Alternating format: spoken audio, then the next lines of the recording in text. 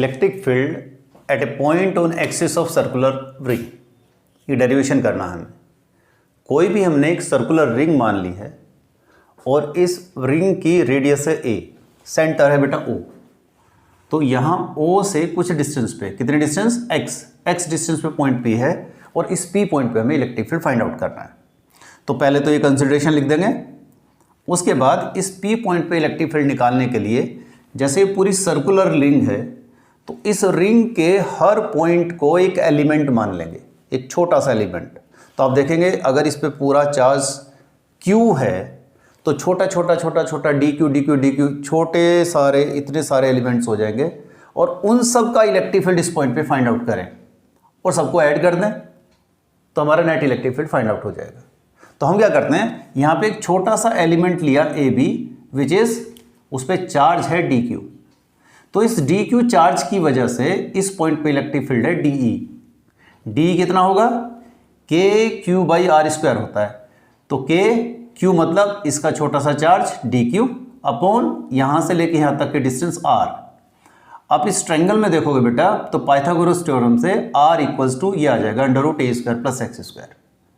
तो P point पे electric field की डायरेक्शन ये होगी और मैग्नीट्यूड होगा इतना।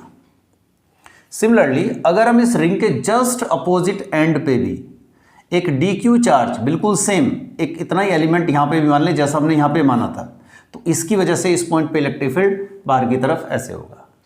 और आप फील करेंगे कि ये जो इलेक्ट्रिक फील्ड है दिस इज DE'। कैसे फाइंड आउट करेंगे, ये डिस्टेंस और ये डिस्टेंस ऑलमोस्ट इक्वल होंगी, तो इसलिए हमने क्या किया k dq/r², k का मतलब 1/4πε0। तो बेटा DE' आ गया और DE आ गया। आप देखते हो DE और DE' दोनों इक्वल हैं। अगर हम इन दोनों के कंपोनेंट करें तो आप देखोगे DE का एक कंपोनेंट इधर आएगा DE cos थीटा और इस तरफ आएगा बेटा DE sin थीटा।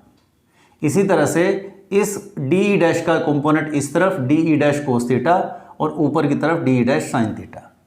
यहाँ डायग्राम में देखो DE' sin थीटा और DE sin theta both are equal and opposite, तो ये कैंसिल कर देंगे। हमने यहाँ पे लिख दिया है कि both are equal and opposite. अब बचेगा क्या, इस एलिमेंट का भी cos थीटा वाला कंपोनेंट और इस एलिमेंट का भी cos थीटा वाला कंपोनेंट।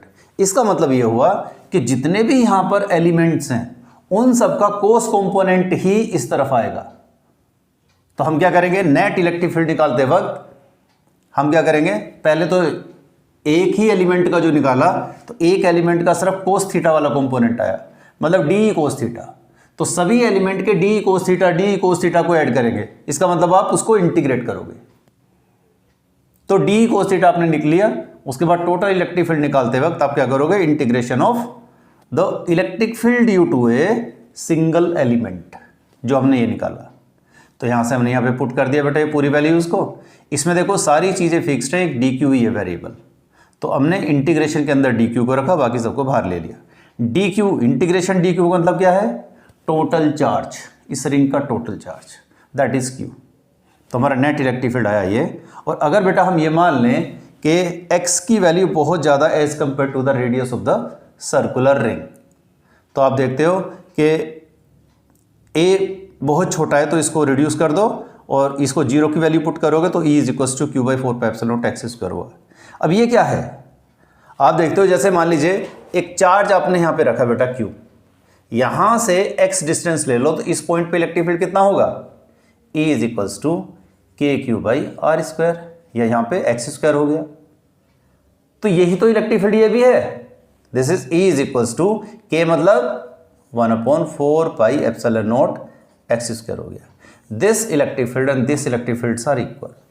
तो हम ये कह सकते हैं बेटा कि जब चार्ज रिंग से पॉइंट बहुत दूर होता है तो उस केस में ये रिंग एक पॉइंट चार्ज की तरह से बिहेव करेगी। और ये सारा पॉइंट चार्ज कहाँ रखा होगा, ये ज्यूम कर लेंगे कि ये सारा पॉइंट चार्ज इस सेंटर पे रखा हुआ है।